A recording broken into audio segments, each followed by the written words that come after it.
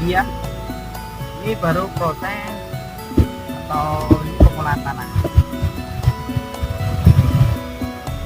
Nah, luas suasana tanah. Saya sudah berdandan ala-ala Pak Petani, pakai caping atau di sini kalau nyebutnya copil. Ini nanti saya akan melakukan, kalau di sini daud pinian.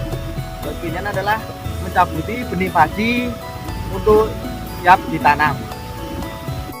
Pemandangannya sangat pedesaan sekali di sini, sangat luas sekali. Di sini adalah mulai musim tanam padi.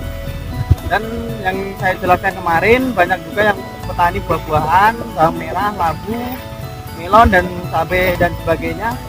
Dan di sini juga ada petani padi juga banyak nih. Sawahnya luas sekali.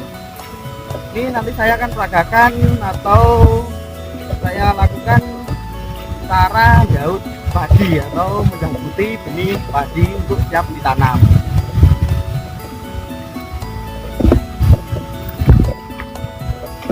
Susah sekali. Ini mau naik susah. Tuh, nggak bisa. Untuk kalian yang belum pernah main ke sawah, yuk main ke sini di sawah. Sejuk dan seger di sini tempatnya. Pemandangannya asoy, bagus sekali nih pemandangannya nih.